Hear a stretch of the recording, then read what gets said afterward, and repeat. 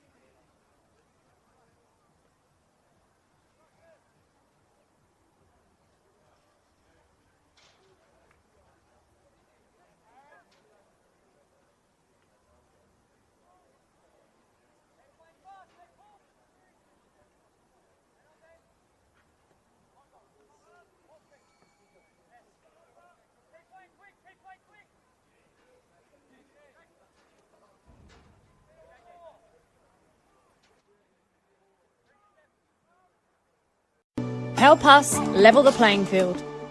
Sign the parliamentary petition today to fuel the growth and fund the game.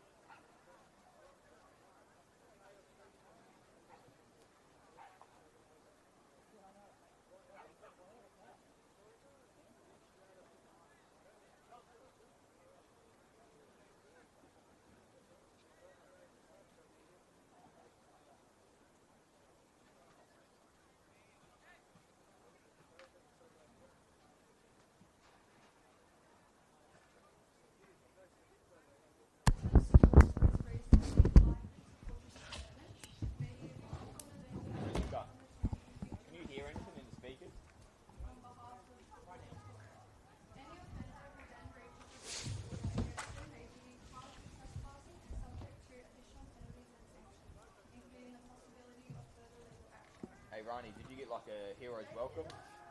Former Altona Magic legend or? Yeah. Yeah, okay. I'm waiting for it. Could they hear that? No.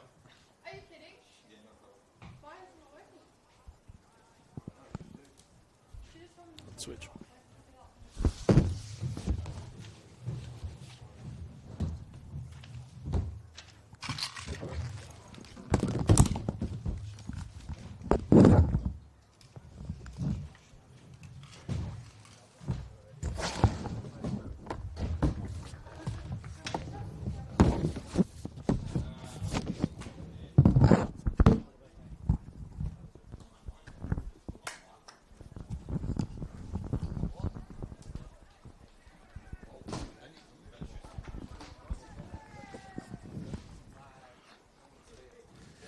Sunday football ensues here in the Senol NPL Men's Victoria competition with two sides in very eerily similar predicaments as the current state of play. The Altona Magic, who sit near the bottom three of the Senol NPL Men's Victoria, taking on the high-flying Melbourne City FC, who secured a wondrous 5-0 drubbing of St Albans Dynamo last weekend. With Melbourne City's A-League men's side taking on the Perth Glory tonight, we'll have the luxury of a few of the likes who have featured within the Isuzu Ute A-League men's squad featuring for the citizens this afternoon. As for the Magic, soul-searching continues.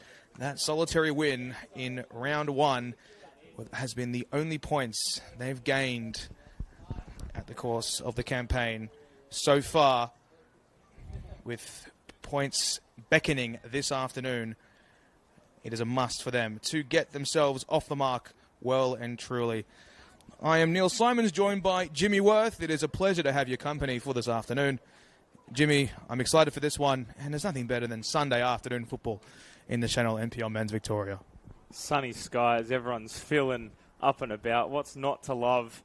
Sunday football down at Casey Fields. We're going to have an absolute spectacle today with some A-League talent in that Melbourne City side.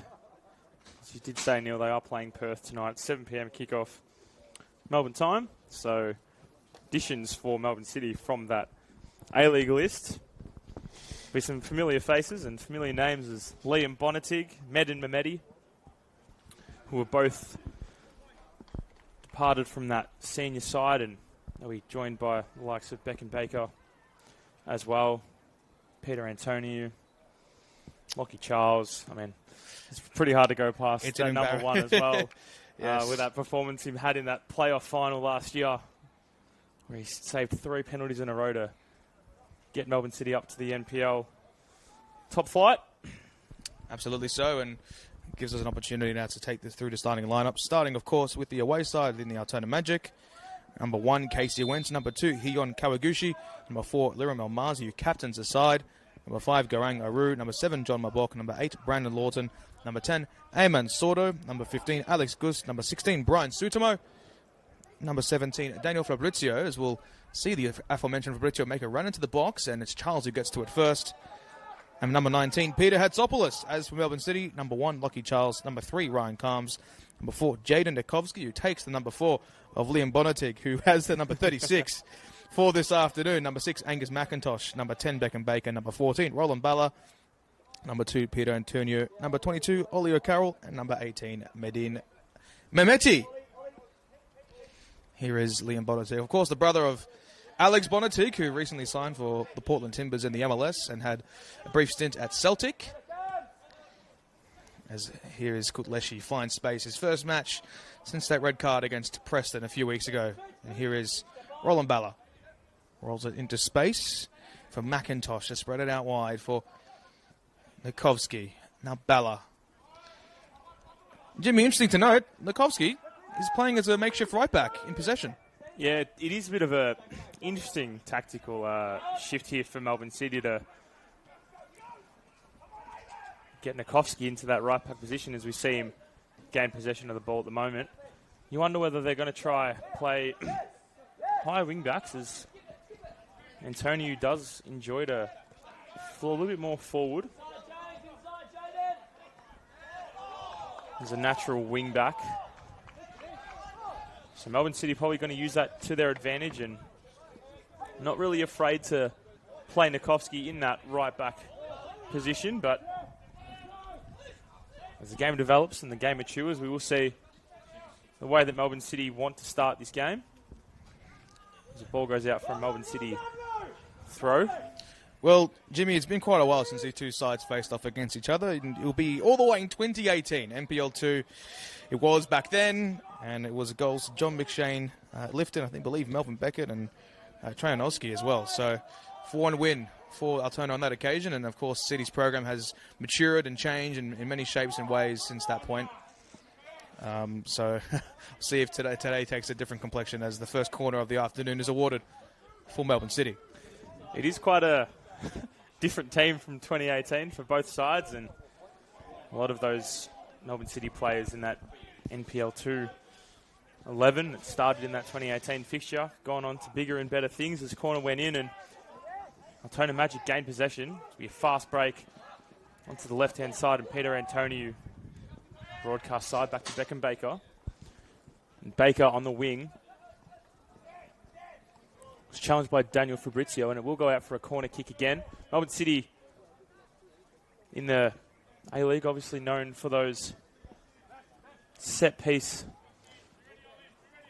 goals and the specialists in corners, as they like to call them. You're really trying to expose the back post, but Altona Magic look like they've set up quite well. This corner goes in, and it's palmed away.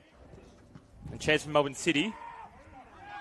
This Kudleshi doesn't find the back of the net, finds a defender's foot. It's a fast break here. And Altona Magic are on. There's Eamon Sordo on the right-hand side. Tries to beat Ollie Carroll. Can't get it. Antonio back to Carroll. It's a beautiful pass to Beckham Baker. Etches through the middle of the ground. Beautiful switch there to Jaden Nikovsky, who has acres of room. And he will go to his right.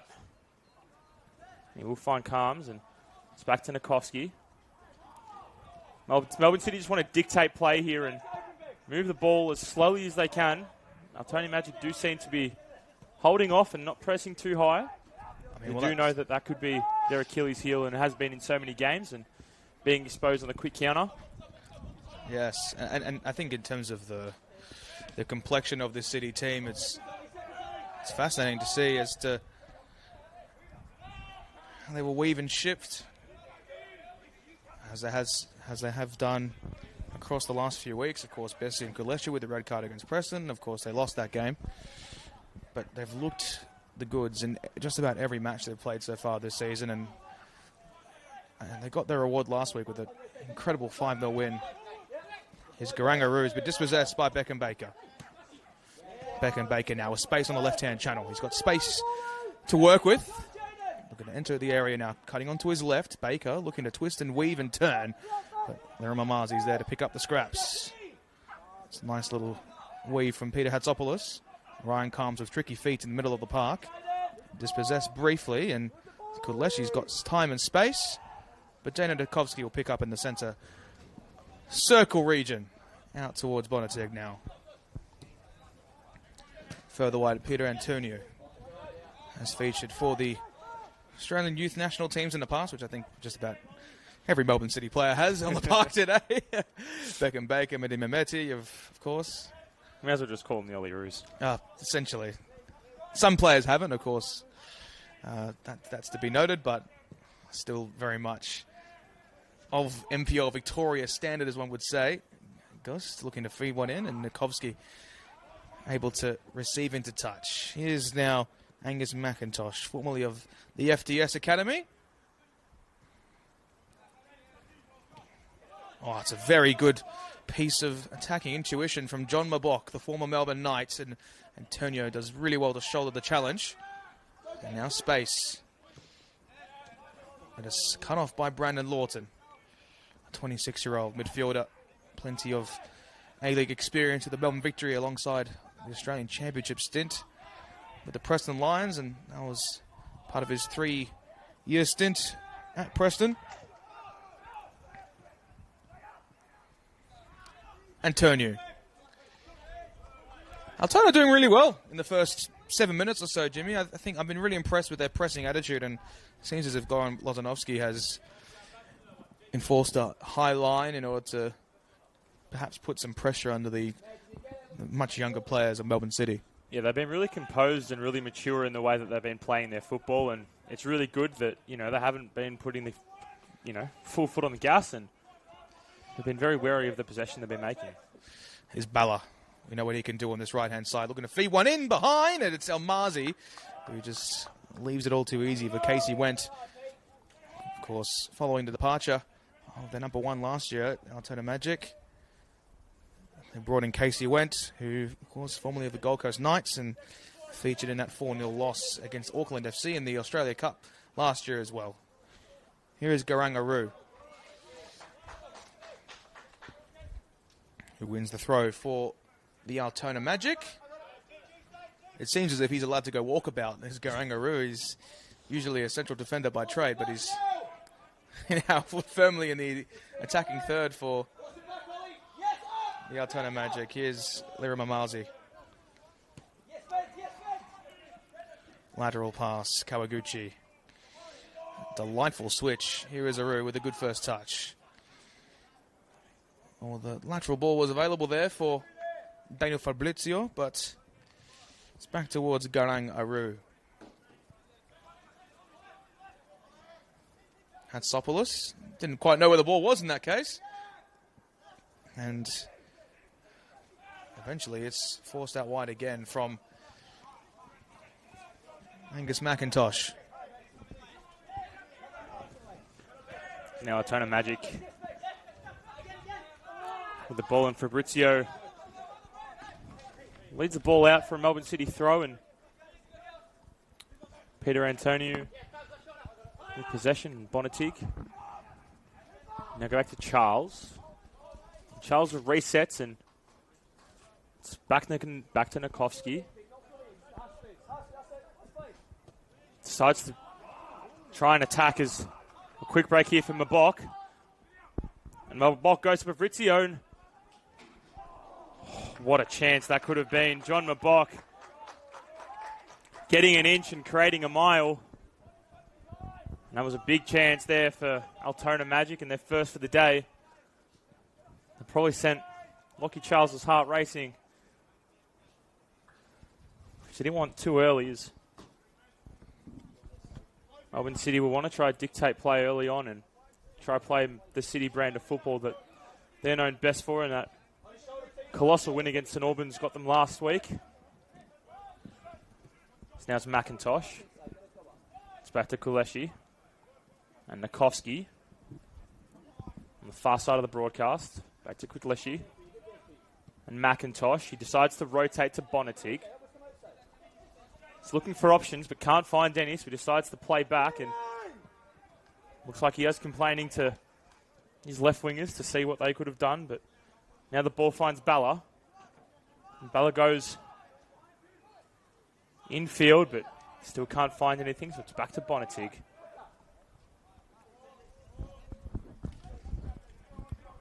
To Nikovsky. Nikovsky beats one.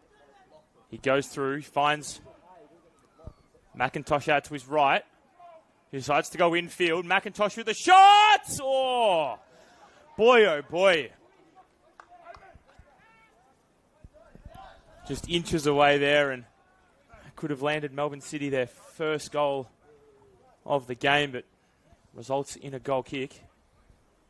That was a distinct opportunity for Melbourne City. The outside of the foot, Trevella shot, if you will. It was confidence personified, James, I would say. Yes, I think that's a very good way to summarise that opportunity, but Melbourne City enforcing the press. Ross Clark has called a goal kick back. I'm not sure as ball to rolling. Not sure. The old futsal rule. I'm not sure. I'm not a futsal player. Haven't been in the past, but yeah, interesting to know that Peter Antonio hasn't featured in the Isuzu A-League men's squad since early February, so it's got a lot of NPL football for him to play in over the last few weeks. The same can be said for the likes of Liam Bonatig, who's not featured for City in quite some time. Bedin Mehmeti came off the bench in the game against Sydney FC during the week. Doesn't make the trip across to Perth, but I think the NPL Victoria Rising Star, the New Balance Rising Star, Lawrence Wong, has made the trip across, and hence why he's not featuring in the Senol NPL Men's Victoria squad for this afternoon.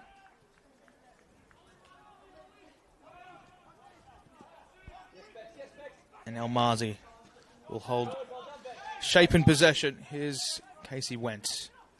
Ryan Sutomo is waiting in the middle of the park, but Kawaguchi opts to play it back towards Went.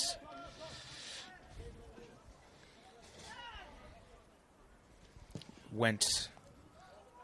The switch was delightful. Here's Alex Gust. Got Sordo to his left. Utilizes the advent of Eamon Sordo. Across the byline for Fabrizio. It was bouncing for Charles, but the custodian saved 3 penalties. Yes, that is correct. 3 penalties against Brunswick City in a promotion playoff winning performance, which earned Melbourne City a spot in this very competition. And here's Bonatig now. Nice bit of work from Melbourne City. Mehmeti comes deep to receive. He's got Balla to his right. It's a heavy touch from the Western Australian. Of course, has played for Western Australia at the Emerging Socceroos Championships with 4 goals in 25 games in VPL 1, and in my opinion was a standard in that promotion playoff game as well. Jimmy, I think, is also really impressed. He's actually matched his goal tally within 4 games. Within 5 appearances this season. For Melbourne City, he's scored, of course, a double last week and 4 goals across the campaign. Is someone you could probably say would be in contention to feature, if not at Melbourne City's A-League ranks, somewhere else at the very least. 100%. It's one of those situations where it's not a when, but it's just a maybe. There's a nice little bit of play in the middle of the park from Melbourne City. It goes out for Melbourne City throw. Liam Bonatig doesn't seem to be too happy at the moment. I think what he's complaining about could be space. That's a poor giveaway from City. Liam Bonatig wanting more from his left wing and his left wing back in Antonio and Baker. He's probably used to the bounding pace of the Melbourne City A-League team that is just so oppressive and so attacking as you find Altona Magic with possession in the middle of the field, and it's quickly suppressed by the Melbourne City defence, and Bonatig switches it back out to Jaden Akofsky, and yet again Melbourne City just want to reset. So Carroll loses the ball, but he's won it back beautifully, and that was Lawton who went down, and the referee has called it back. Brandon Lawton is quick to see medical attention on the sideline. And well, it's not a good sign if he's a bit of duress, but hopefully he'll be okay. And looks to be good to go. What a footballing family, by the way, the Lawton family, of course. Leighton Lawton features, I think, Brisbane Roar, is that right? I think so, yeah. Yes, you're right. Yes, that's right, yes. Mr. Football over here. Yes. South African born, formerly of the Ballarat Red Devils as well, which is a good little club out in that regional area of Victoria. Massive shout out to our regional clubs as well. Yes, 100%. The lifeblood of Football Victoria is balls in for the Magic, but now we reset and back onto Satumo. You look out wide, and there's a ball to Kawaguchi, who lets a ball roll out for a goal kick, and Lockie Charles will get the ball in his hand, and he'll play short to Bonatig, but more to your point, Neil, that Lawton family is a football factory, and oh yeah, 100%. The service that it's given to Australian football is pretty incredible, and it's be very rare to see another family such as the name of Lawton who will match the amount of players that have come out of that family. And Melbourne City look to find Mehmeti, but it's no good. I should correct myself. It's actually Jordan Lawton. He's the one. That's Leighton is the other brother who I believe is featured along in the NPL for the Football Victoria system for a large part of the last decade as well. Referee just calling things back, and don't you love it, Neil? When there's too many, when there's three brothers, and just get the names a little bit mixed up. But hey, there's nothing wrong with that. As Bonatig, he finds Antonio and almost tried to find Baker, but he was suppressed by Aru. And yet again, Melbourne City will reset, and it was a poor touch by Nikovsky, which lets the Magic regain possession. And if we draw back to last week's 5-0 thrashing of St Albans, the goals did come in quick succession, and when one came, it brought 2 and 3 and 4, and that fifth goal was just the icing on the cake for the men in sky blue. But gee, what a lovely touch there by McIntosh, and it's Aru on the edge of the 18. Aru just a little bit of a heavy touch, and the ball drags out for a Melbourne City goal kick again. And tell you what, Neil, that the Melbourne City defenders will had their work cut out for them early on. Oh, yeah, absolutely. I think Garang Aru has been quite the force down that for a central defensive midfielder as well. You're pushing up so high. Yeah, well, it seems as if he's been deployed as almost as a number 10 in possession. And, of course, let's not forget, he also has a Suzu A-League experience, of course, had a few appearances for Green Gully back in the day.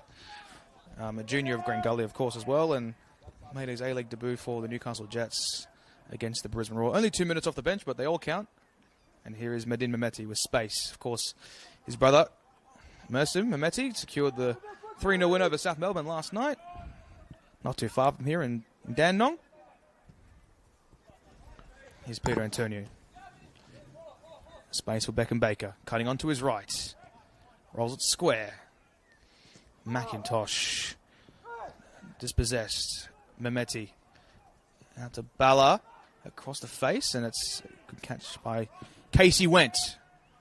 Rather, it was Bessian Kudleshi who played the ball. Hard to believe he's still so young, Bessian Kudleshi. He's looked like an incredible force in the middle of the park for Melbourne City and the AFC Champions League campaigns as Nasuzu A-League campaigns across the last several months. And it was Garang Aru. Held to feet by Beckham Baker. And now sent over the top by Peter Antonio. Turned 19 in late January. Which would actually make him one of the older players in this Melbourne City squad. Which is, it's a crazy thing, but it's true. We were lucky enough to chat to Simon Zappia earlier in the pre-game, and just listing off all the players that Melbourne City have, and I think the average age that they started in the academy was about 11 years old. So the footballing roots in Melbourne City lie very, very deep within this whole team, with a lot of these players growing up with each other, and makes why the cohesion within the group is so good, and why they landed themselves in the top flight of Victorian football as well. Lawton. Aru. Deft touch from Fabrizio, but it leaves space for Garang Aru out wide. Fashions in the cross. It was definitely fizzing towards the back post. I think the wind definitely played a part in that, and it will be a goal kick for City. 21 minutes gone. Still 0-0. No distinct chances. It just has that eerily feeling that there'll be something miraculous or some breakaway will occur. But I've been very impressed with the way that Altona have held shape. And to be honest, I'm not surprised. They've got a lot of players who've come from a very good level.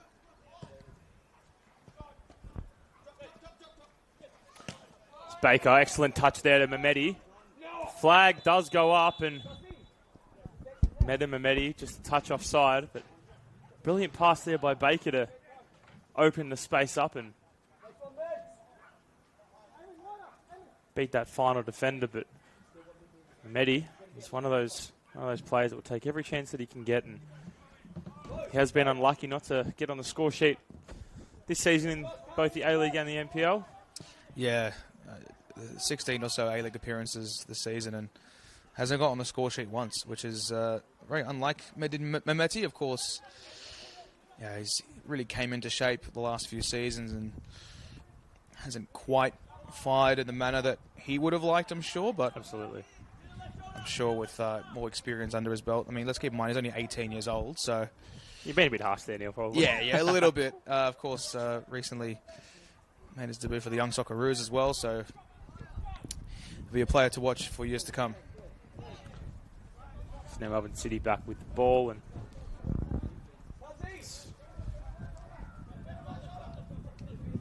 back to Liam Bonatic. He was rested in this week's match selection for the game against Perth Glory. You find Balla. The ball will roll out for a corner kick. Did come off Altona Magic defender and Alexander Gust. So now Balla will often take it long, but looks like Beckham Baker is there for the short option. Has drawn in one defender. Clever play here by City. Ball in. Casey Wentz. It's the ball out there and skyrocketed by Gust, and it's a quick return here for Altona Magic. Beckham Baker works the ball back beautifully. It's been a bit of a cagey, small possession of play here as the flag did stay down. Melbourne City players were appealing for an offside, which did catch the Magic off guard. Left them flat-footed. Playing here by Magic and Antonio gets the ball out.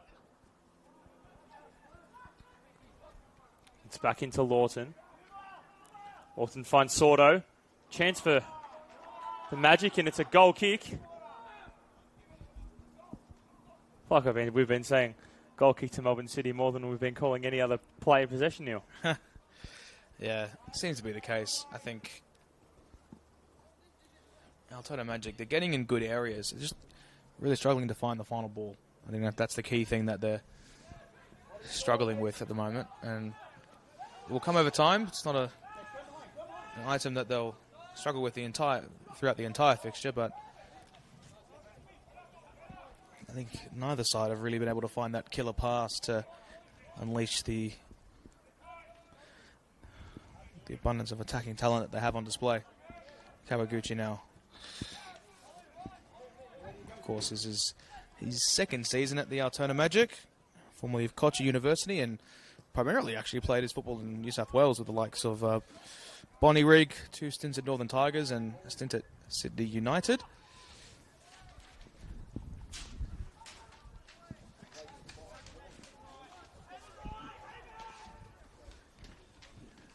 It goes out for yet another Melbourne City goal kick. The Travella pass, delightful from Bessian Kutleshi, and it leaves space for Beckham Baker. The incisive pass, it's Kutleshi across the face.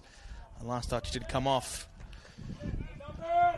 the young Melbourne City midfielder, who of course spent most of his career at Melbourne City prior to moving across to Western United, and due to the incident that happened with the club, he's back at Melbourne City. I'm very delighted to have him. He's a player that will be a surefire sail overseas in a few years.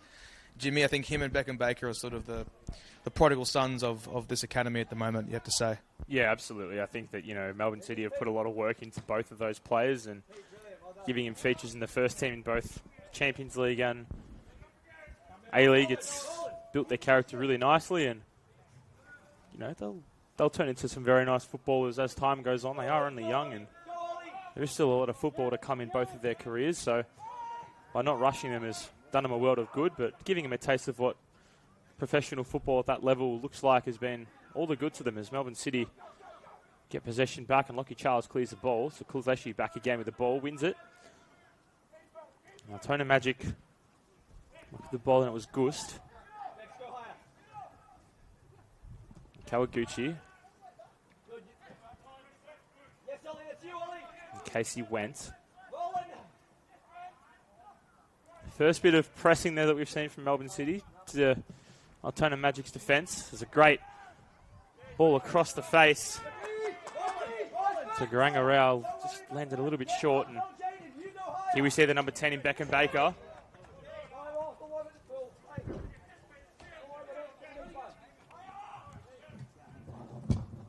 And now Liam Bonatic. Usually the number 4 He's been pushed back to number 36, which probably just happened the first time in his career. Recycled the ball now for Balla. It's a Melbourne City thrower yet again. Alex Gust has been really pressed up high, back and down the flanks from Roland Balla.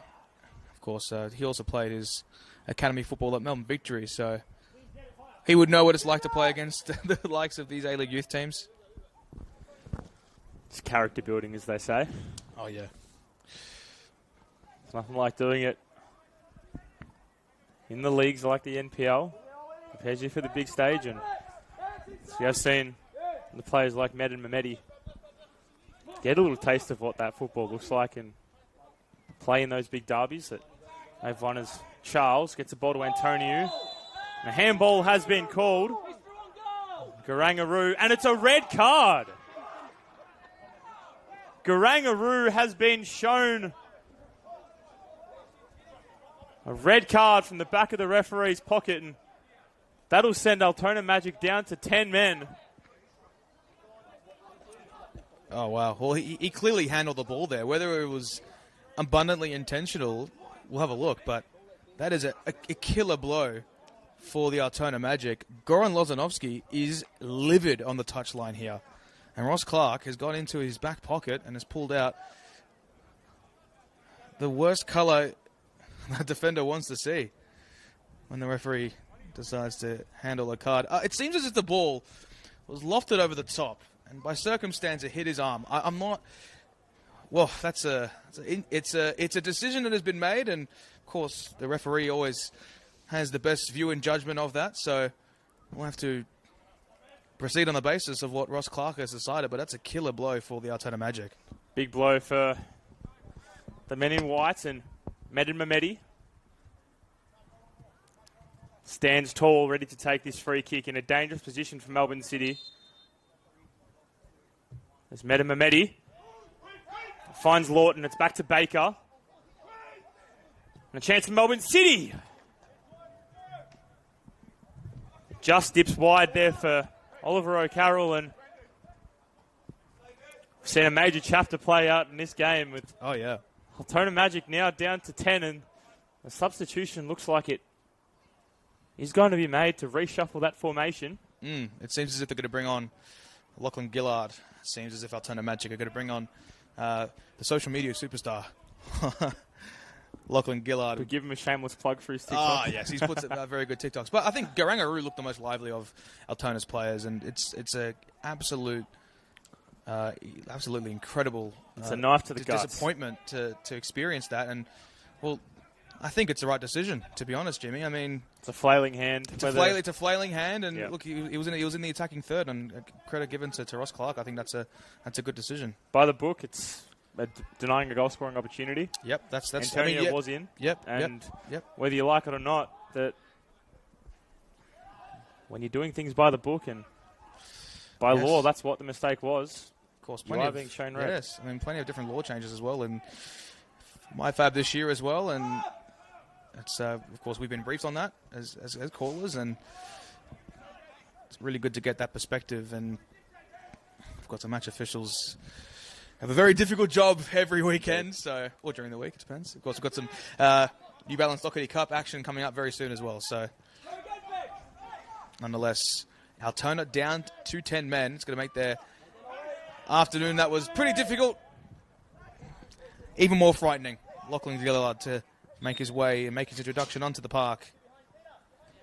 And it seems as if the sacrificial lamb will be Eamon Sordo, who has also looked quite lively in his opening 31 minutes. Of course, the Moroccan import. And it seems as if all stations go from a defensive perspective. Lachlan Gillard, to make his way onto the park, has had experience the likes of Sheffield Wednesday, Leyton Orient and Tranmere, and likely a training basis. Spent time with Victory, early 21, and has since moved to the Magic and has progressed his way all the way into the first team. So at the age of 19, he's done an enormous job to put his name into first team contention and has really shone through in these first few games for the Magic. Sutamo. Mabok unable to compete. Beckham Baker. Bonatig. Ryan Calms.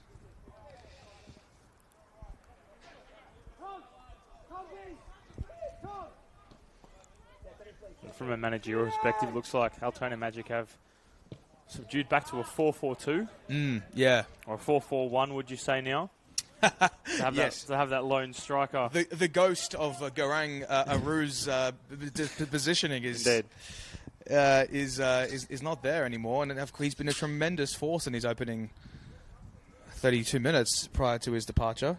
Probably the wisest formation change you could make is we are only just ticking over the 33rd minute gone in this first half, so not wanting to play your cards too early and move into more of an attacking formation. So still got those two central midfielders and a left mid and a right mid who can form into a wing, and allowing the fullbacks to just sit back and not play as high and just relax just a touch. Absolutely so. And here is now Liam Bonatig again. City will be more composed in possession, you would expect, without the on-running Eamon Sorter to provide some trouble. And they're playing into space through the middle of the park. It's Beckham Baker cutting onto his right now. It's Beckham Baker! Well, that strike certainly had ferocity on it and whisks over the bar. And how about that line-splitting pass from Liam Bonatig? That is why you bring him down from Scotland to Australia for that alone. And, of course, this is only his second NPL Men's Victoria appearance in the Senol NPL Men's Victoria. His first appearance since, I guess, about a month ago, in which the Melbourne Derby occurred, and he didn't feature in that squad at all. So, Aurelio Midvar has said you can play with the kids on this very nice Sunday afternoon here in Cranbourne. Casey Sutamo looking to break clear. Former MacArthur youth product. Ball slightly overhit for Roland Balla. Will be an Altona throw. Well, I think the best outcome at the moment would be to pray and hope that you can hold on to a draw at the moment for the Magic. Although City quite haven't gone into second gear, I feel. As City break the space. Mehmeti looking to shift it out wide. Sutamo wins it back. Ball to feet for Blitzio in the centre of the park. Brian Sutamo looking out wide. John Mabok was quite in position to reach that on-running pass. Peter Antonio breaking past halfway now. He's inverted into a central channel in this first half as well. Well, there has been no goal. You do feel like the Magic need to stop the bleeding, and in terms of the attacking runs that Melbourne City are possessing, it was a nice ball in by Bonatig. It's fallen short and the flag has gone up from the linesman. Melbourne City's shape has been really good so far in this opening half an hour. And we'll look to keep this possession going, and I want to try find a goal as it's long ball to Gust and just fell a little bit short, and will now end up in Melbourne City's hands. Balla. Now Nikovsky. A man with so much promise and hope in Australian football. Did his ACL last year and stayed on 12 months of football, and he's definitely excited to be back, as now it's Baker through the middle of the park. He's found space. It's Beckham Baker, and he's been fouled. Has he not? He has been fouled, and the referee was looking for the advantage, and he found none. Looks like Peter Hatzapotsis will see a yellow card, be cautioned. Beckham Baker, he just has this ability to find space within the middle of the park, and we all know that his right foot is so deadly, and oh yeah, he's scored some absolute screamers. Yeah, in the past especially, and I think his background, it gets focalised on. Obviously, he has trialled and trained at Manchester United, but spent a lot of time at Villarreal as well, which is really remarkable. Spent time at Manchester City as well, and of course, even spent a bit of time at Melbourne City as well. But prior to joining Melbourne, rejoining Melbourne City rather. He's a cultured man. Yes, very cultured. Been all around the world. Yes, and I think he's been courted by Timor-Leste as well to play for their national team, which is interesting to note. As the wall lines up. And Casey Wentz looks over the horizon of his defenders in that wall. It's Beckenbaker lines up now. It's Beckenbaker who goes low, and Tony who finds possession again. Melbourne City keep it here. Pass back to Bonnetti, just trails just wide of his boot. And Altona Magic breathe a sigh of relief again. It's a really dangerous chance for Melbourne City, and must have been a specific reason why Beckenbaker chose to go low. So now it's Wentz, who rotates back to Gust. The ball still remains in play as Krusleshi sticks his elbows out. He's not afraid to get physical, is this man. And you saw with an infamous red card that he got against Preston that, to say the least, went a little bit viral. Oh, yeah. Well, look, it's important for young players to be aware of the dangers of... Great ball by Bella. Looks like Bella's leg has just trailed and has clipped the head of Casey Went. And for interrupting you, Neil, I'll let you continue what you were going to say. Oh, it's important for young players to experience something like that, I think. To not let your emotions get the better of you. And we saw Naoki Suta, he was bleeding very heavily, and that wasn't a good sign. But I think City have looked good this afternoon, but I think they've really struggled to find that gilt-edged chance, really. They're obviously knocking on the door, per se, and that they will continue to do so. When you have a flat back four, in Altona's case, they are a very rigid team defensively, and they have been. That's how Goran Lozanovsky has kept this side up in the last few years, and this year you feel as if they're under real duress. And prior to the red card, I felt as if they were very, very good going for a win this afternoon. So, yeah, it's unfortunate to see, but I guess in terms of Casey Wentz's case, you hope that he's okay. Brandon Kuminow, I believe, is their backup keeper who's been listed on the bench this afternoon.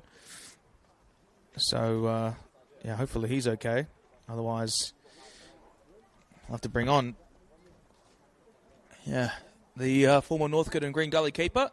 But I guess this gives us an opportunity, Jimmy, to have a look at the other results across the competition this weekend. It was another really fun and enjoyable round of the NPL Men's Victoria. The Senol NPL Men's Victoria, the best league in the world, as we know. The centre of the universe. Centre of the universe, I like always. to call it that. And it's been a very, very good weekend. Should we say, though, that this probably has been the best start to the NPL Victoria that we've seen in quite many years? Yeah, in terms of the level of competitiveness, it is incredible to see as to how strong teams are at this point in the campaign. Of course, the Bentley Greens with the 4-0 win over Green Gully, you would suspect. David Chick under immense pressure at the moment. See as to how the week pans out for Green Gully.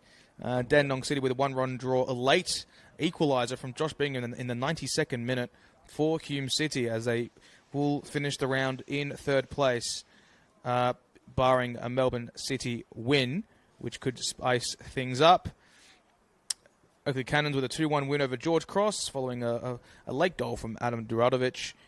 Georgie's looked very impressive so far. They sit in 8th place at the moment. Many picked them to be in the bottom three. Casey Wentz all okay. Of course, Preston Lions with the all-important 2-1 win over Avondale on Friday night. George Cross, what a start to the season that they've had. As you said, they were tipped in bottom three, and at one stage they were sitting first.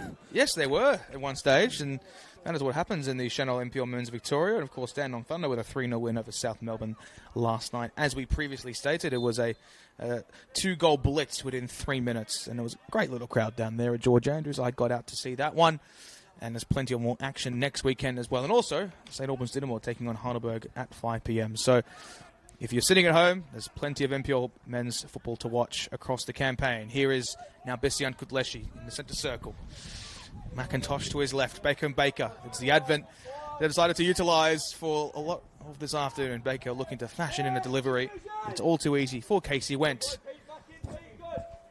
Well, the red card, that injury stoppage, how many minutes of added time do you think we'll have in this first half? If I was a gambling man, I would say 6. We don't condone gambling, but I would say probably 3 or 4. That's a very nice touch from John Mabok. Fabrizio with space on his right-hand side wins the corner for the Magic. This is a big chance for the Magic as we tick over 43 minutes gone in this first half. They'll be looking to get anything that they can from set piece, and looks like Lawton will remain as that last defender on the halfway line, and they'll throw all of their chips in to this corner kick. Putting all the chips in the Kamaguchi basket, and that's a very trusty basket to have. He's got a wonderful left foot, as we know.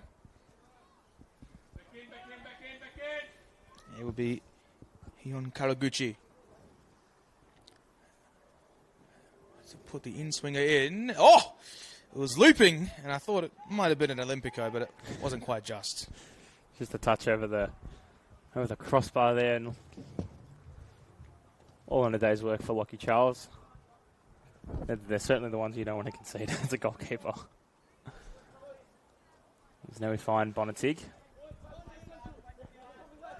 The fourth official looks to put up his board any minute now, and it's Antonio who looks to try find a flailing ball to Beck and Baker, but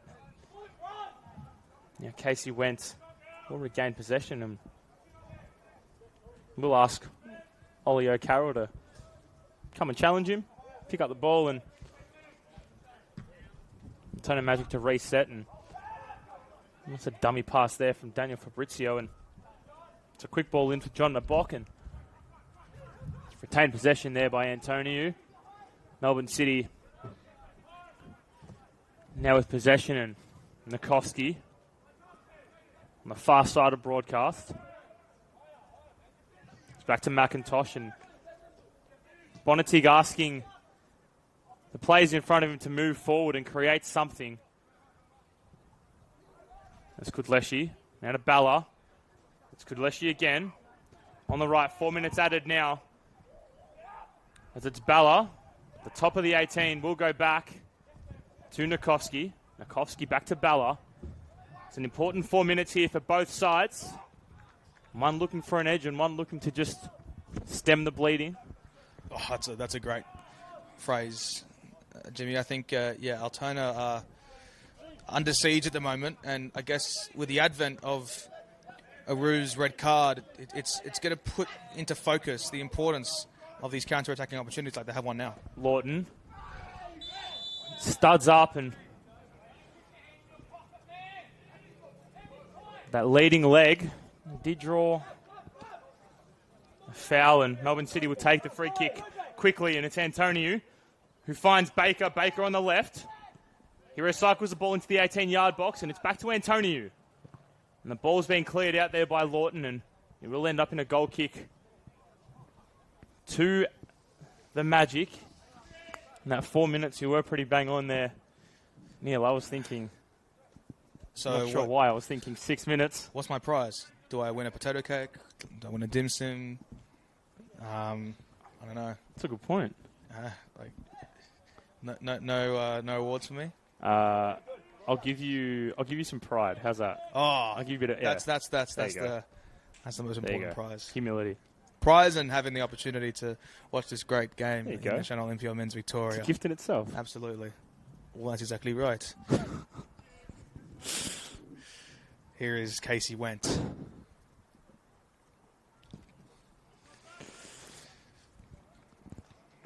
Ryan Calms. Saw him deployed as a striker at some points last campaign as well. Harrison Shillington also featured heavily last campaign. I haven't seen a lot of him in the NPL Men's Victoria.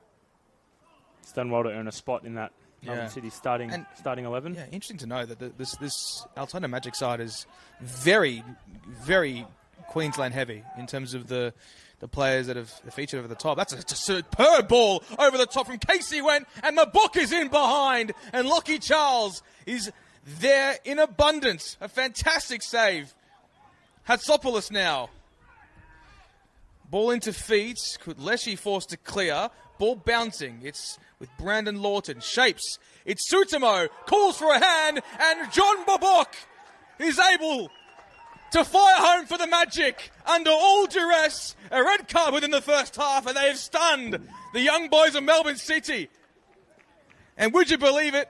It's the goalkeeper, Casey Went, who was able to start that attacking opportunity, and he's come all the way from his box to celebrate with his teammates. That was an absolutely brilliant play there from Altona Magic, and it almost looked like it was like in a blender. You're putting a rock in a blender that was just going everywhere throughout the top of that 18-yard box, and Altona Magic now one to the good with 10 men. I don't think you would have called that in the script when you saw Garangaroo be shown the red card from the referee for that handball. But they would be absolutely delighted with that, will Altona Magic. They stayed patient, they've stayed mature in the way that they've been playing their football after going down to 10 men. And now they lead in this game and have all the momentum. Well, it's John Mabok, of course, arrived from Werribee City, just about 2 divisions below, and has delivered in the Altona Magic shirt, and what a time to do so. It's his first goal for the Magic. He had that really big chance as well. Initially, just a great save by Lockie Charles, and yes, he got the chocolates in the end. He just had to wait a couple more seconds, but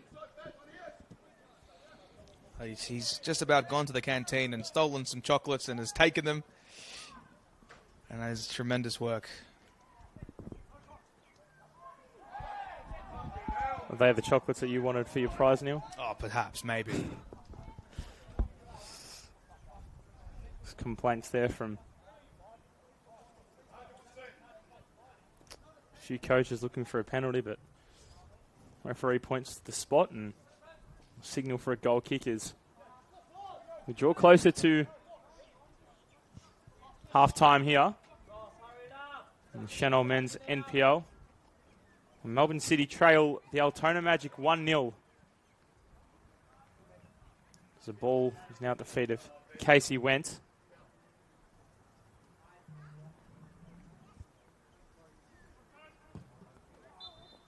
And that is half-time here at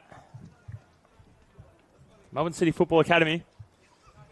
And Altona Magic, the unlikely leaders in this game after going down to 10 men from a Garangaroo handball that was deemed as denying a goal-scoring opportunity, which sent the Magic down to 10, have now flipped the script and are leading this game 1-0 from a John Mabok thrilling goal.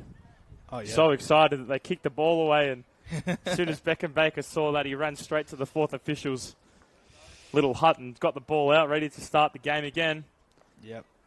And I think Casey Went, he should also be very much involved in taking the chocolates from that incredible pass that he played over the top to unleash John Mabok. It was a two-man mission in that respect. And, yeah, really, really great first half for Altona Magic. They should be very, very happy with that performance, and Mabok has been outstanding so far and provided a lot of space alongside Garangaroo, who, of course, departed early and just before the 30th minute. So, yeah, plenty of work for City to do. They're under a lot of pressure, of course, down to 10 men.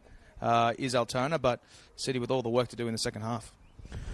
So we'll take a break here at the Melbourne City Football Academy, where Altona Magic lead the men in sky blue 1-0.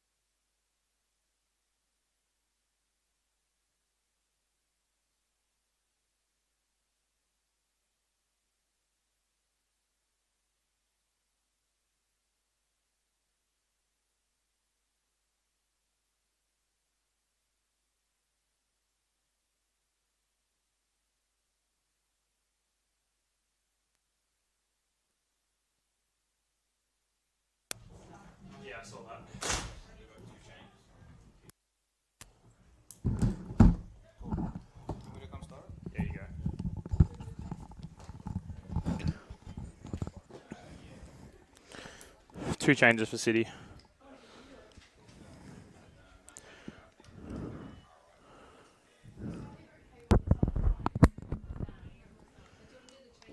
Carroll off.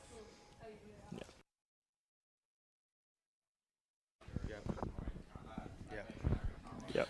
Welcome back to this Senol NPL Men's Victoria clash between Melbourne City FC and the Altona Magic. We've had 3 changes at halftime, one of which for Altona. It seems as if Lynn Almanzi is going to make way for Oliver Killart. So they made a defensive change for a midfielder in the first half after Garangaru's goal. They've decided to revert to type, and I think Almanzi was walking a bit gingerly in that first half, and Melbourne City have also made a double change. Aaron Cartwright, Matthew Baker have come on as well. You do wonder whether that now turned offensive change for Altona Magic has been given because of the goal. Now they've got a bit of wiggle room and a bit of breathing room that they're able to not be as so, hell-bent on not conceding errors. They're allowed to do it, and it's a very smart move from the coaching staff at the Magic to allow a bit of an offensive mindset now that they've got a goal up. And now Lawton. Altona Magic now with possession. The ball found Gust. And it's back with Kutleshi and Baker with a beautiful turn. Can't find anyone. It's back in the feet of Lawton. He's now with Kawaguchi. Back to Wentz. And Wentz goes wide. And Roland Balla sees the ball out for a magic throw. Neil Simons. Yeah, I think as if the changes that have been made are interesting in terms of intention. I think Ollie O'Carroll has made way. And look, that's a change that I think you have to make in terms of providing more width in those channels, as Gus is on a fantastic run as he forces one out wide to find space for the Magic, looking to fashion one in, and it's as if they've won themselves a corner to the Magic. Pressing with 10 players is an intriguing ambition if you're Goran Lozanovsky, but it's almost as if, in some weird way, how the Magic thrive best is when under pressure, under duress, and more importantly, under a lot of pressure. No one thought that they would win this game, let's be honest. That 4-4-1 mentality, I think, is really playing into their advantage right now, knowing that their only inability is now if their attack. And it seems as if Kawaguchi is going to be into one to swing this in on his right foot now. A 2-footed marvel. That is flicked across. I think Daniel Fabrizio is not too happy with that one.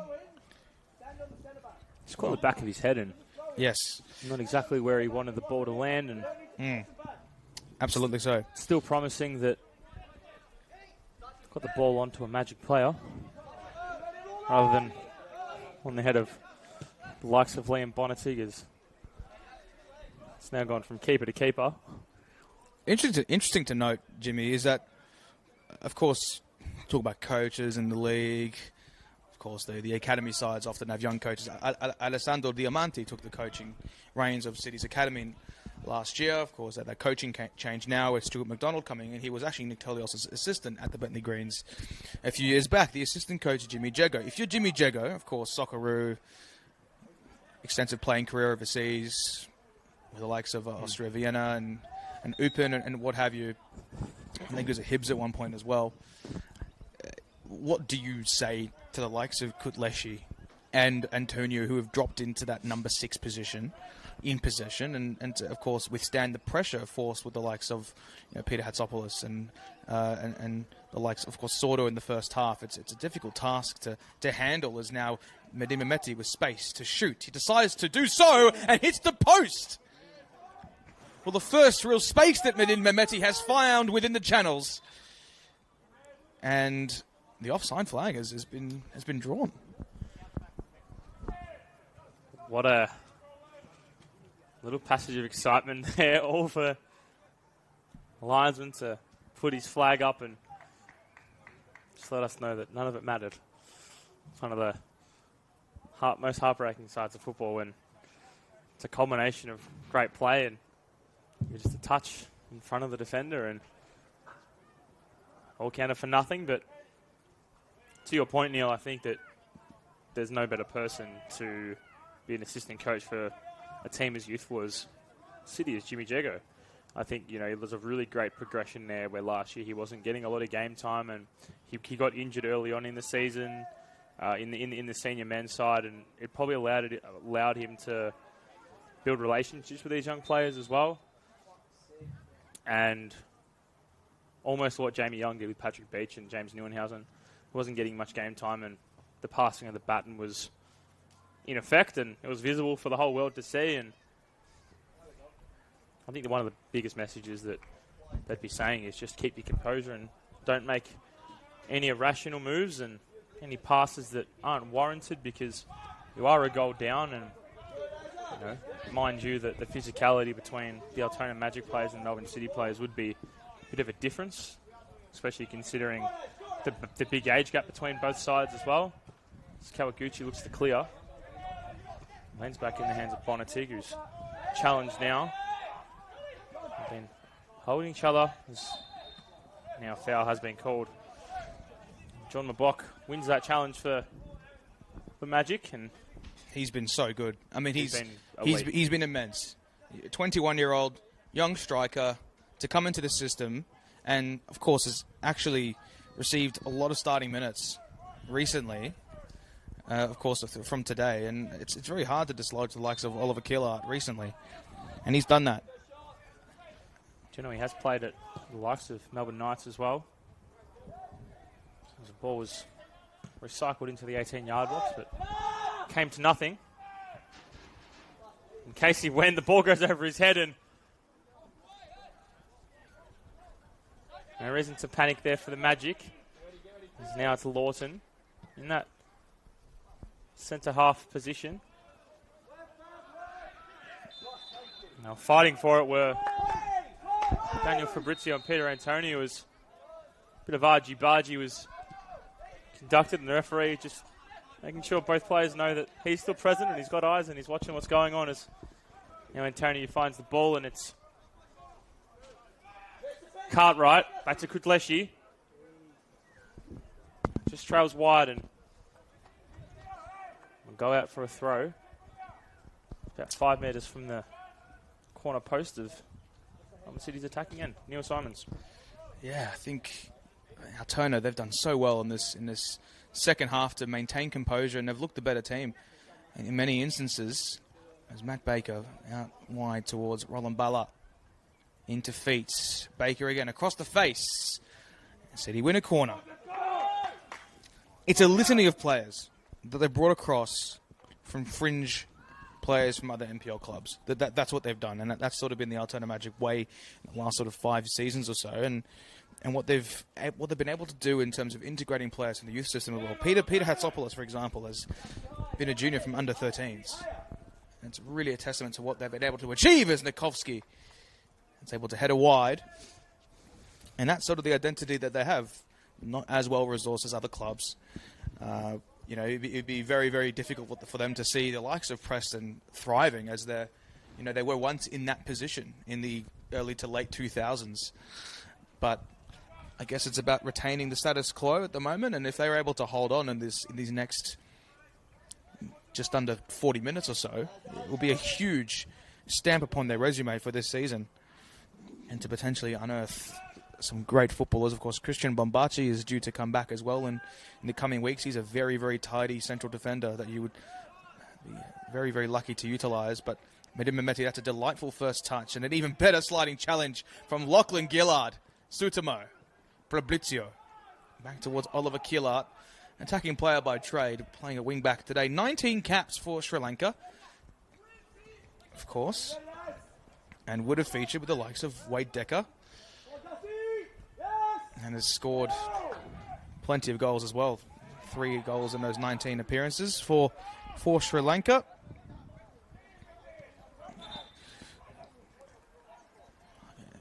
Scored against the Maldives as well. It's a pretty good place to travel, Jimmy. One of the more nicer beaches that you'll find in the world down in the Maldives. And yes.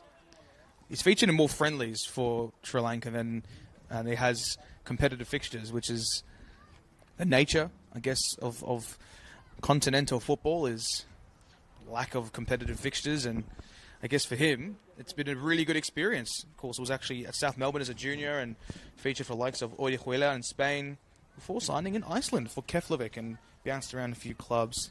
Potter Vogum and most recently of Akua amongst the first and second tiers in Iceland, and it's a path not exactly well travelled in NPL Victoria circles, but hey, it's quite the adjustment to come from probably very cold weather to a 25-degree day and in good old Casey. Good old Casey, the southeast of Melbourne. No, look, I think to your point, Neil, that there's a lot of changes as well to Oz football, especially for NPL football. We know this is what they're playing on now is a hybrid pitch, which is a mix of grown grass and synthetic. And if anyone listening has played in local realms, you do know that get anything above a 22-degree day and that ground is hot. Yeah. That is very hot. Your boot plate gets hot, your feet start to hurt a bit early, so fatigue sets in a lot quicker in these grounds than it would on a normal grass pitch. There is, I didn't know you were a groundsman as well, James. A man of many trades. It's great. Just takes a bit of research and, as they say, read past the first back page of the newspaper. Oh, Balla with the cross. It was a very enticing delivery, but didn't quite find any of the City players in the mixer. That wide is Antonio looking to fashion one and wins the throw-in. Does Peter Antonio. Only the 7 Isuzu Youth A-League men appearances this season, aside from that goal against Melbourne Victory in the derby late last year. Hasn't featured much since then. Sort of has is done his apprenticeship in the academy, and would expect he would be very much in the frame next season. Nekovsky. An ACL tear a few years back. A delightful ball to Kudleshi. Medin Mehmeti is offside, does finish, but the flag is up. And that's a classic poacher's finish from Medin Mehmeti. But twice in the game. Oh, yeah. Well, did he score in the first half? He did have a shot on goal. That's very true. Was offside. It was one-on-one with the keeper yet again. Yeah, that's very well done from City, but I guess timing your run is a very, very important thing to do, and he didn't quite do so in that moment. I think that very smart move there by Melbourne City coaching staff to get Mehmeti back into some football and getting him to play more than just a dashing 15 minutes of A-League football, and get him hopefully 90 minutes under his belt in the NPL. There's a great ball there. It's intercepted by Wentz, and Antonio will look to fast break this for Melbourne City. It's Peter Antonio. He goes inwards to Kuleshi. Spin move there, and it finds the likes of Roland Balla, and it's just a touch wide, and there's no point lunging for that ball when you've got Casey Went between the sticks and making himself big. If they win today, do you rename the suburb of Casey? You just added Casey Went to the... That's a terrible joke, isn't it? I'm sorry. I think the best thing about it is I just said nothing and I just let you finish it. No, that's even worse. I think, why not just comment, just send an email to the Casey Fields. Casey Went Fields. That has a nice ring to it. You could say the same thing for the likes of other grounds in the competition, You could. Like George Andrews Reserve, George Lambatarides Reserve, or George Mel's Reserve, or, whatever it may be. You can't really do much with... we have the Paul Wade Field, or Antoine Sakoglu Field, and that sort of lakeside area. You can't really do much with, Olympic Village, can you? No, you can't. No. Cindy Olympic Village, maybe. Here's Gust.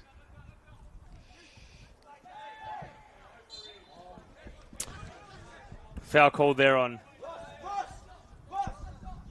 Bessian Kutleshi, and some not too happy feelings there displayed by Stuart McDonald and his coaching staff. Jimmy Jago, as we were saying, in the ranks there, but just joining us, Altona Magic do lead Melbourne City 1 goal to nil, and the ball's back with Lockie Charles. It's been a windy game this afternoon as well, Jimmy. It's swaying in the City direction to where they're attacking, so I wonder if that plays any role in the way that they will decide to manoeuvre their attacks in the second half. We are very close to the western port of Melbourne.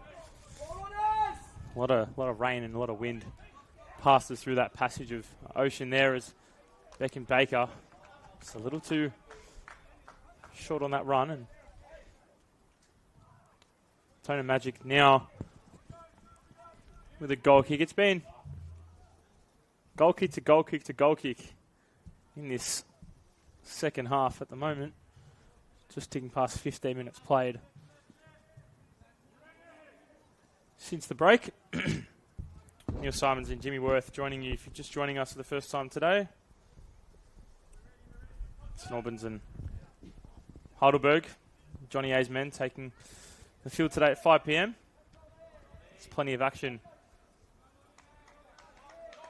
here on beautiful Sunday in the Senol NPLM Victoria men's.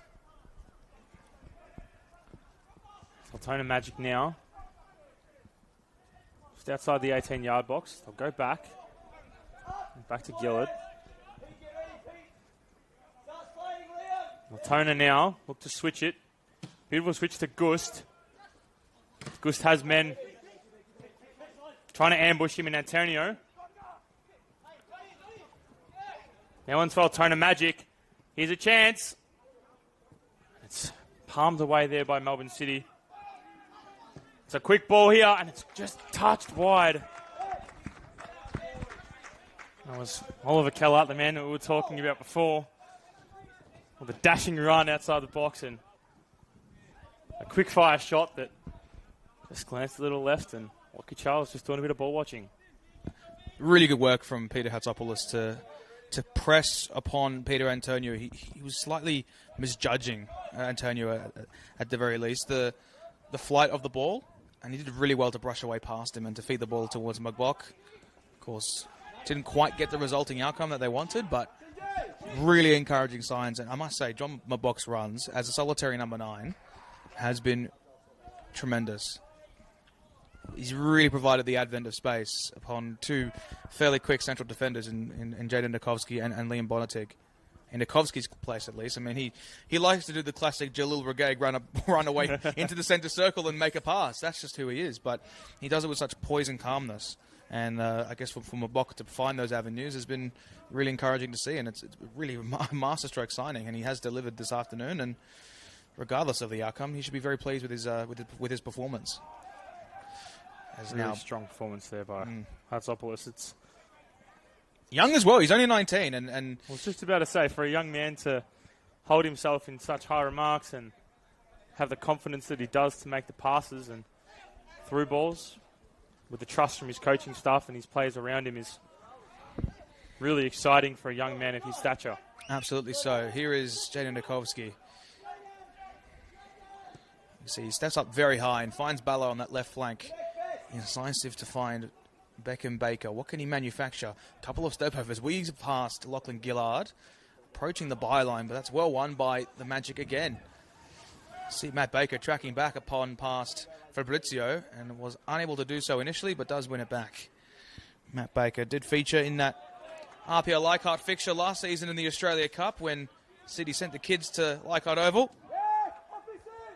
And believe it or not, represents Indonesia at youth level, and they love him as well. They are a big fan of him on his social media. He's, of course, a massive population Indonesia has, and that's a delightful ball from Cartwright to find Beckham Baker in behind. Medin Mehmeti heads home for Melbourne City, but for the second time this afternoon, he's offside.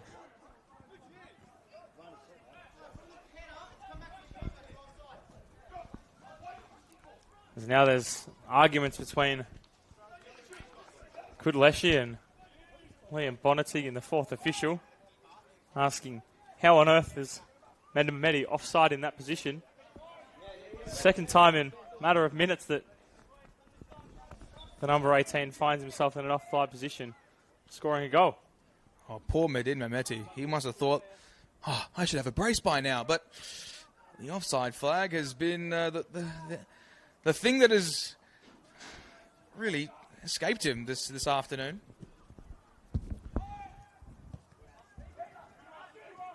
Now Melbourne City try to find Beckham Baker. You find Bella. Bella and Gillard going toe-to-toe, and ball's one out, and foul's being called on Melbourne City. As changes now for the boys in sky blue. Sky blue or city blue? City blue. We'll say city blue. As Angus McIntosh and Peter Antonio depart, and on comes Christian Polizudis and Julian Riccia. There's enormous raps on Julian Riccia in recent weeks, of course, as well as, of course, Christian Polizudis, who's arrived from Melbourne Victory and is also a West Point junior. Not often you see that path forged. Christian Polizudis arriving from Melbourne Victory Youth Academy, but nonetheless a midfield change which will provide them a lot more solidity in that region. Now ball put in, and Melbourne City do win back possession. Fabrizio lost ball upon a bounce, and the ball resets now to Nikoski. And ball's back to Cartwright. Now has no options but to go back to Liam Bonatig in the centre of the park.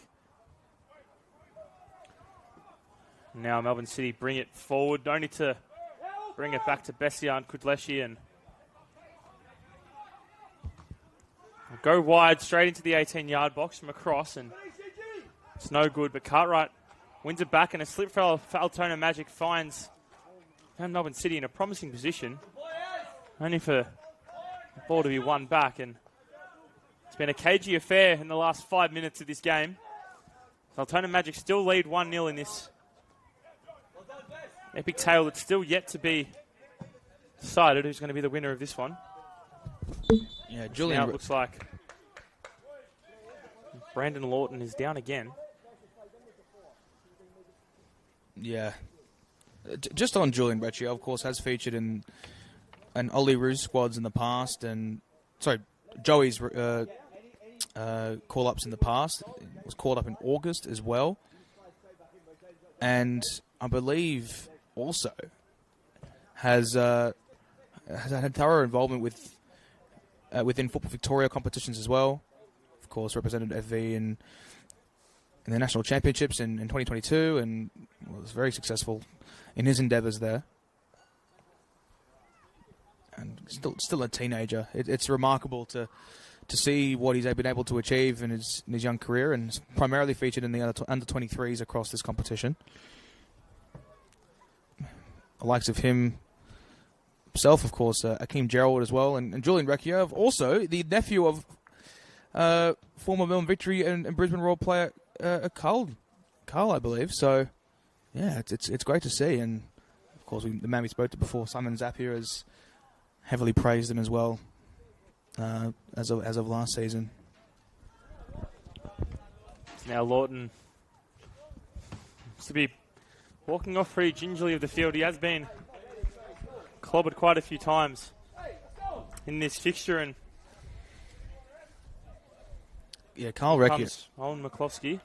Yes, he's also an ex-academy graduate of Melbourne Victory, so has a lot of credibility in his playing career, and of course was relegated with Port Melbourne last year. Carl Recchia, of course, remember him? Former South Melbourne, Pascoe Vale, and spent some time at Melbourne Victory in the inaugural A-League men's season in 2005. So certainly has to live up to expectations of his uncle. It's a big name and some big shoes to fill, but he's doing it in his own right, and I'm sure there'd be no expectations for him to replicate the same standards of his uncle. But and we find Melbourne City back on the attack, and a looping ball in. And finds Casey Wentz again, and we comfortably take that off the ground as Roland Ballon just lets him know he's there, and does the thing that every striker has to do when a goalkeeper just doesn't want to pick the ball up. Now, beautiful ball, looping to Gust. And Gust will try and find a ball in. It's Altona Magic! Inches away from most likely sealing the envelope on this game. And it was a man that we've been praising all night, all day, should I say, John Mabok. Well, that was a delightful ball to feed in McCloskey. And the ball across was even better. Mabok did so well to find the space to get the shot off, but just whisked wide of the goal. Very unfortunate. And he actually might receive it into touch again. Here, John Mabok. Drifting onto his right. He's got Fabrizio to his left. It's a delightful pass. Is Daniel Fabrizio. Can he bypass Lockie Charles? He tried to dink it over the top. Did Fabrizio, the former Manly United man. And John Mabok, I think, either through pure exhaustion or perhaps was maybe put to ground. Cannot believe that his side has not fashioned in a second. And how about that ball from John Mabok? He has the striking acumen and the passing acumen to boot as well. Delightful stuff. He won that ball back, and Daniel Fabrizio just making himself known and flashing past on the left-hand side of Mabok, and it almost looked like there was a step-over attempt there to try and get past the goalkeeper. It was some move that I've seen in FIFA Ultimate Team. I was going to say, that's an R2 R2 skill stick. If you've ever seen it. Kawaguchi, in-swinging ball. Mabok again! He's everywhere, this man. With the header, just whisks over the bar. Wowee. It's the John Mabok show. And we're into season 3 now. Snikovsky. Kutleshi. That's a delightful ball. Out towards Roland Balla, the former Perth Red Star man. Approaching the byline. Looks to go alone. Out swinging delivery. No one to meet it except for Julian Reccia breaking into the area. And it's just cleared away by Mabok. Anything will do. Melbourne City just feel like they're a bit hesitant on those wings, and they're not playing 100%. And as you say, Aaron Cartwright, it's the far right of screen. He's very wide and he's playing as a loose man. And yeah, almost just feels like Melbourne City don't want to push too loosely. And now Nikovsky gets intercepted there by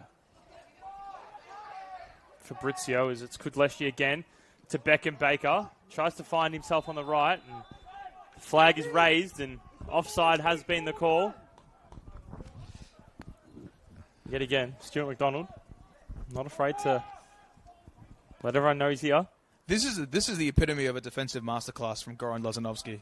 I have to say, it has been incredible as to how they've maintained their shape and their defensive rigidity in the first 25 minutes of the second half. I've been thoroughly impressed by the way that they've set up and have not afforded City much space at all to attack, despite with the one-man disadvantage. That 4-4-1 is a stroke of genius. Done really well to stem that bleeding and get that goal. And when they knew that a second goal may not come, to just sit back and let Melbourne City attack and see what they can offer. And the maturity that brings has done them all the good. As Melbourne City now on the attack, and it's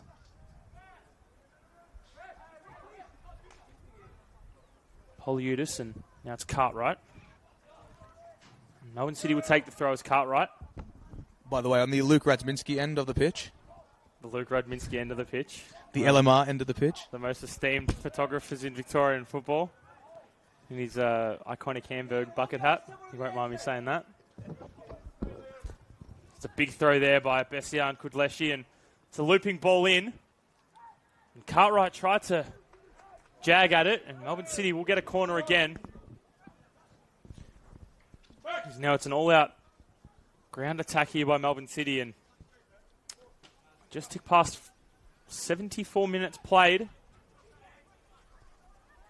How about the Magic 1 goal to the better? How about the throw on Bessian Kudleshi? Max Mikula and Josh Dennett should be paying very close attention because I think they've got a rival. They've got a rival. As Bella gets the ball in for Melbourne City. It's gone to the back post and it's a little too much power, and Altona Magic now can reset with a goal kick. Fessian Kudleshi must be throwing that iron around in the gym like it's absolutely nothing. I wonder how you train a long throw. I really do. I wonder what Josh Dennett and Max Mikula do to train that. Is it a case of... That could be something for the NPL podcast. Throwing a medicine ball around or something like that in the gym? I don't know. You need a lot of space for that, but I don't think it's something that they teach in training. So it's maybe just a natural born skill, to be honest. But that's I guess, again, from a more realistic standpoint, City just need to be more clinical. They need to find the channels in which they found in the first half, and they've really struggled to do so, to be completely honest. And they were playing between the lines a fair bit, and especially with the likes of Liam Bonatig, but he's since shifted into that central left centre-half position and has not had a lot of time on the ball in the second half. Nikoski onto Bonatig, but Bonatig's just looked frustrated all day with the lack of options that he's been presented as. Roland Balla, now it's to Bessian Kudleshi, who dummies and goes to the middle as we find Cartwright. On the edge of the 18, Cartwright will cross in, and a big grab there by the man who should have the city of Casey renamed after him, and Casey went. He's had a spectacular performance today thus far. He's a very young keeper as well in NPL Victoria terms, only 22. So he's put in an enormous performance, a very confident display between the sticks. He's playing first-team football at the age of 22. Must be doing something right. Usually goalkeepers take a while to mature, and it takes him a bit to get into that first team, especially for an NPL side. Unlike an academy side, it's Madam Mehmeti, and just glances over his head, and he looks like he's put up a touch lame. He's Madam Mehmeti. Looked like he was holding his left hamstring. He's signalled for a sub. Madam Mehmeti does not look like he's in good shape at all. He's gone down, and oi, this is fair respect from Casey Wentz. If you are, let alone Stuart McDonald, let alone Jimmy Jago, Aurelio Vidmar, you'd be very upset at this. This is a big blow. Yes. I think that's the whole reason why he didn't jump. He does have a lot of height on him when he leaps, and he was just holding his left hamstring. As soon as he landed back on his feet, he was holding it quite high, and his history, and I'm not going to call myself no medical expert, but when a player's holding their hamstring quite high, close to their glute, you do sometimes know that could be bad signs, and the last thing that Melbourne City need from top to bottom is another injury, as we do know that Matt Leckie, injured in the boot. Yep. Now Meta Mehmeti. Yep. Sideline. Lapane has had injury troubles this year as well, and to replace Mehmeti is Luke Bevanovsky. Yeah, you can see he's very upset there. Blow. He is incredibly upset. That is a tough blow. And Luke Bechvinovsky is going to make his way onto the path. Of course, the son of the great Sash Bechvinovsky, who scored some of the Victorian football's greatest goal scorer, to be honest, back in the 2000s. Of course, his brother, Alec Bechvinovsky, plays for Pascaval, and Sash played for the likes of Preston and the old VPL as well. And his son, of course, capped for the Joeys. A very tricky customer as they come. Fabrizio, ball in behind. Could Kudleshi bypass Mabok? He can. He's probably the best of City's youngsters this afternoon. There's a poor giveaway from Politsoutis. Sutamo, ball slightly up ahead of Peter Hatsopoulos.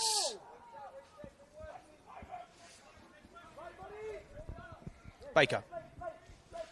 Of the Matt variety. To Baker. I don't believe there's any relation. No relation at all. Yes. Just coincidence. It's just coincidence. Two very talented footballers in their own right, though. Here's Jaden Nikovsky. Space to the right-hand flank for Aaron Cartwright, the New Zealand Youth International. 7 goals in 7 games for the New Zealand under-17s. It's been in and around the first team. No first team appearances just yet. Oh, we've got a second ball on the pitch from one of the other pitches. It's a Nike ball. It's not a Mitre one. It's fashioned towards a back post. Lockie Charles has sent that ball all the way into one of the other fields. I think maybe pitch I reckon 3. he's sent into the next suburb. If we have Casey Went Fields, what's the suburb across? Christian Politsudis wins the corner. No, he doesn't. Stuart McDonald cannot believe what he's witnessing at the moment. They've dispatched St Albans in recent weeks. Were very competitive against Preston prior to the red card.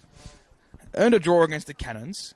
But for some odd reason, they cannot, despite having a litany of Isuzu Ute A-League players in the squad, cannot bypass a 10-man Altona Magic. I'm a bit bemused.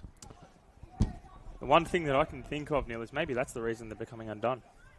Is because the standard of football that these A-League players are used to is just not what these young kids are producing, and they're asking for more than, well, they're biting off more than they can chew.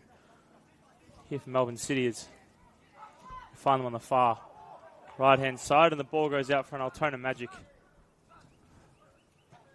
throw. And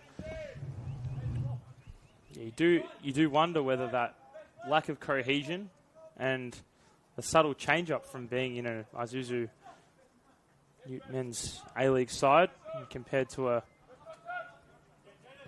Senol men's NPL side is vastly different, as Mabok found Fabrizio. Mabok back again. And it's recycled by Gust. And it's a man in Hatzipopolis who lets the ball go out for another Magic throw, and all signs point to the Magic at the moment. So we creep into the 82nd minute. Just 8 minutes of regulation time to go in this game. As we know, just in under 15 minutes, St Albans host Heidelberg. Alexandros' foul was called on Altona Magic number 11. And Owen McCloskey. Now Bonatig finds the ball. He brings it up. He's got acres of room here. He's got no one to pass it to. He's putting his hands up. Where is everyone? There's Makovsky. It's the same script every single time for Melbourne City to play it back. So now they bring it forward to find Baker. Cycles back to Kudleshi. Kudleshi finds Ballard. Looks like he's hurt something here as we still go with Ballard in live play, and they go back out to Baker, the Matt variety. The cross is long, and it's in the hands of Wentz. This is turning into a disaster for City. This is going from bad to worse. And This is hopefully turning- this is just a cramp. Yeah, it's just cramp. Hopefully this is just a cramp. For every bit of Melbourne City's sake, and they're probably going to ask for the pickle juice. He needs the pickle juice. He needs the pickle That's juice. best young Kudleshi. It's a necessity. He was pressing for it. I was initially concerned that it would be more than cramp that he was concerned with. Or he seems to be in quite some strife here, but That cramp is... oof, it's the worst, isn't it? It's, I think as well, the conditions that you've got, it's hot underfoot. Your boots start to heat up, and it goes right from your feet up to your shins, and it puts a lot of pressure. People don't realise that the pitch has a lot to play with fatigue, and sometimes it becomes slower to run on, and looks like he's still cramping, and he's just limping off, and he'll still receive some treatment by the Melbourne City Medicos. And it is his calf that's causing him that pain. And change as well for the Magic. John Mambok has made way. And receive a round of applause. Joffrey Lino, a tricky customer across the Football Victoria landscape, joins the side. In fact, he's had a wonderful story, of course. Now he's 31, has been across the league for a number of seasons, and I read an article from the Adelaide Advertiser in the early 2010s, and he has a wonderful story. He used to play street football using rags for balls in Juba in South Sudan, and has carved out an incredible career for himself, playing for the likes of Northcote City in recent seasons, but more pertinently was with Adelaide United under 21s when he first broke into the professional football landscape. And also played for the likes of Murray United, St George, Marconi, NWS Spirit, and the Bentley Greens as well. Here is Roland Balla. Space on the left-hand flank. He's got space to make the cross and does so. That's more of what you want to see from Melbourne City. Those little 1%ers that they've just been missing today, and I almost found them a bit too late. The 85th minute comes for the first shot from Roland Balla. Was it a cross? Was it a shot? Was it a cross-come shot? I'm going to credit him as a shot. Yeah. It'll go down in the stat sheet as a shot. We'll see. Deft touch from Lino. Nice piece of football from the Altona Magic. But City, with urgency, will bring the ball upfield now. Cartwright, delightful pass to find Politsudis. He's got Bechvinovsky in the middle.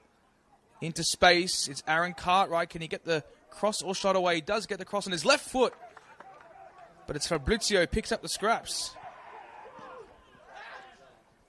Able to bypass one. Nikovsky, that is tremendous use of your body. And able to break the space and win the free kick. That is what Jaden Nikovsky can do.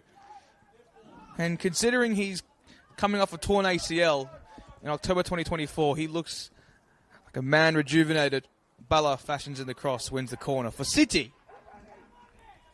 The physicality that Jaden Nikovsky's got for a man of his stature is unheard of. He's an enigma, and he's someone that will surely be a part of Melbourne City's first team plans in future seasons. I remember seeing Joshua Demevsky in recent years do very well at a VPL 1 level, and I think if you want to be honest, he's Joshua Demevsky, but with more of a technical game and a higher stature. That's a nice ball in behind. Was Bechanovsky drawn to ground? The ball is loose, and it's Christian Politsudis who is able to find the top right corner. Wowee! It looked as if Altona were going to wheeze away in celebration after looking all so solid for the first 40 minutes of this second half. But confusion in the 6-yard box sees Christian Politsudis, the ex-Melbourne Victory youth product, strike at the most opportune time for the citizens. Neil, this is what we wanted. We wanted a grandstand finish, and we've got one. Christian Politsudis, take a bow. Was well-worked ball into the box, and was jumbling in that 6-yard box like a blender. And managed to get the ball in the back of the net, and Casey Wentz was not happy at all with what just transpired and was arguing with the referee on the park. He gave him absolutely nothing, and fortunately, that's the way of football. Sometimes you get no explanation for something that you've been crying out for and wondering what on earth went on. I'm sure he will get an answer after the game and the full-time whistle is blown, but at the moment, Melbourne City has drawn this game level with 2 minutes of regulation to go. Well, wowee. I wouldn't quite say a can of worms has been opened. I would say it's an entire bowl of worms that have been opened in terms of the complexion of this contest. Now it's Balla. Looping ball in. Tried to find Politsudis again. Bekanovsky. It's recycled now to Cartwright. Cartwright goes onto his left foot. Tries to cut in more infield. Recycles it to Kuslevsky. Onto Balla. This is a great ball from Melbourne City. It's Balla. It was an offside call. Flag has been raised, and Altona Magic still holding on to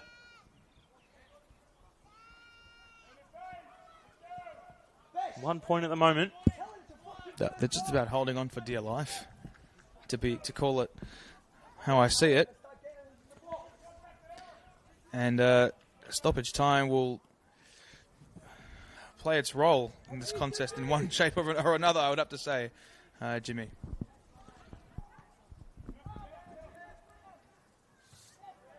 Melbourne City regained possession.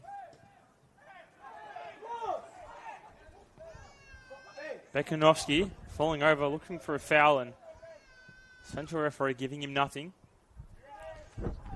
Yeah, Ross Clark has had a great game today. He's called it brilliantly and has marshalled the players in the right positions. If there's been no sort of moments of contention, which is always good to see a referee maintain composed and his experience as can be. Absolutely. It's Altona Magic now on a late charge. As Gust and Nikovsky fight it out. This will be a grandstand finish here at the Melbourne City Football Academy. 7 minutes of added time has just shown up on the fourth official's board. That is 7 minutes. How many? 7 minutes, Neil. I'm unsure if you heard me, but I will say it again. It's 7 minutes. Yeah. It's a long time in football, as we know. It's now the Magic into Gust. Oh! Draws a corner. And that was Peter Hadzopoulos as well. Had a late lunge, but came off a Melbourne City player at last. So this will be a corner kick for Altona Magic. And Yuri Kawaguchi on his right. Take this corner kick, should I say, as the ball comes in, and did find Lockie Gillard. So Lockie Charles takes the ball, and Melbourne City wasting no time to go forward. And Bonatig to Kudleshi, who's almost looks like they're playing a back three. He's playing that deep as Polizudis, and to Kudleshi. And Bonatig.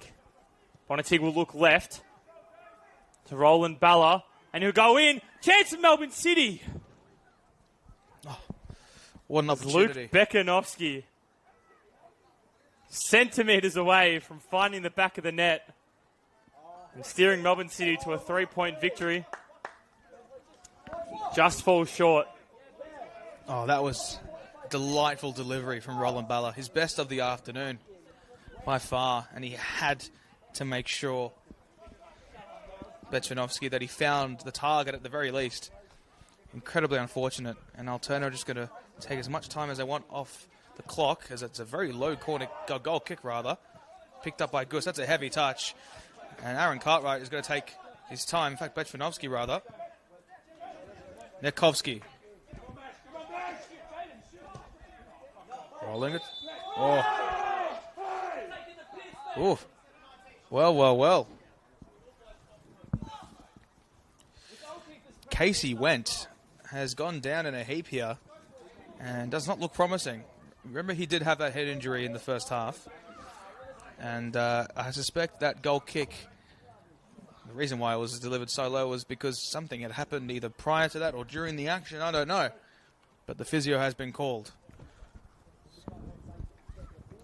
Bit of duress there from the Melbourne City coaching staff, complaining and wondering why play has been halted, but fourth official doing a fantastic job and noting down the clock has stopped in their books. Obviously the clock doesn't stop on the broadcast, but they will add on more time because of this injury stoppage, and both sides now having an opportunity to take a drink and have a chat to their coaches. Beckham Baker just making his way from the sideline into the centre of the park. He's had a great game today. Oh, he's been a bit quiet in the second half, I feel, but overall his performance has been fantastic. First half, you could say, made up for the second half quietness. He was all over it in that first half and had quite a few chances, but everything just either ran a bit wide or went over the crossbar. He's had a great season so far. He has had A-League experience and ACL experience in the season, so you're looking to continue that form as we edge closer to the end of the A-League and into the heart of the NPL season, as Melbourne City now on the attack, and foul has been called on Jeffrey Leno. And the yellow card has been shown. Melbourne City in a dangerous position. The likes of Jaden Akowski and Liam Bonatig. 2 men tall in stature. As we have seen it. Leno and Lockie Gillett are making it their mission to give Akowski hell in this set piece. And he's noted it's the ball in here from Melbourne City. Akowski, ball's in. Melbourne City can have a chance here. And the ball's offside yet again. Altona Magic can breathe probably their 50th sigh of relief for the game. It's been a ground assault from Melbourne City late on in this game, but wow, they just can't keep behind their defenders, can they, Neil? No. I've never seen a team caught offside so many times this season until I've witnessed Melbourne City this afternoon. But I think it's more of a testament to Altona's defensive line rather than City not timing their runs correctly. Oh, Gus has mistimed that and might have left space for Aaron Cartwright on the edge of the area, looking to twist and weave past several Altona defenders. Cartwright looks to fashion one in. It's delivered high. Politsudis is there to pick up the scraps, and Fabrizio is there as well. He's gone to ground, and free kick has been given away by Cartwright, and Altona are going to take as much time as they need to recoup and recover. And keep in mind, 7 minutes about a time, probably plus the added 2 minutes or so for when Casey went to ground. I said went twice there. Never change, Neil. Never change. Oh, precisely right. And it will be the aforementioned Went who's going to launch this ball all the way forward. Ross Clark eager to get proceedings underway.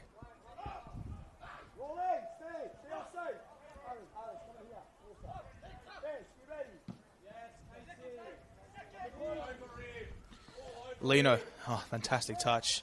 But City, through Rekia, are going to swing the ball forward. Bala slightly ahead of him, but he's going to be in a foot race with Oliver Killart. And Killart, looking to avoid danger, has decided to play it back towards Beckham Baker now. He's got space on that left-hand channel. Urged to fire in across. Does so. And Gust's header is going to be out for a City corner. Will Lockie Charles be urged to go forward? He won't. My wishes have not come to fruition. You're not going to get an Alison Becker moment, unfortunately. Piers Clark moment. Piers Clark. Piers Clark moment. More pertinent to this league. Politsudis, low delivery. Fabrizio able to head clear. Rekia delivers towards the back post. Offside flag is raised again. And that has been the bane of City's existence this afternoon. The offside flag. I would never think, of all things in football, the offside flag has been the most dangerous opponent and the most threatening opponent, but it has been the case this afternoon. Feels like that flag will be in their nightmares tonight. They won't sleep well. All I'll be thinking of is that offside flag. Yeah, this will be the final stoppage, I reckon. Ross Clark has not gone to his watch or his whistle yet, but it might be the Magic who will have the final chance of the afternoon in this Senol NPL Men's Victoria clash. But I think Leno might prefer to utilise the advent of the corner flag to waste time, of course. Killart. Sutamo. Fashions a high delivery, and Lockie Charles is going to claim that. Here will be the final chance. It's the final stanza. It's the final countdown. Cartwright into feet. Weaves past one. Oh, immense from Leno. Could Altona snatch this away from City? It's Fabrizio looking to turn the corner and has given away a foul, but play will continue. Cartwright. That's a deft touch from Gust. It's Nikovsky. Ross Clark has not blown to his whistle just yet, and he's got himself out of harm's way. That's Owen McCloskey. Ross Clark looks at his watch and blows the whistle for full time here at the Control Cyber Pitch here at Casey Fields. Wow, what a clash that was, Jimmy. Take a breath, everyone. Relax. What we just saw was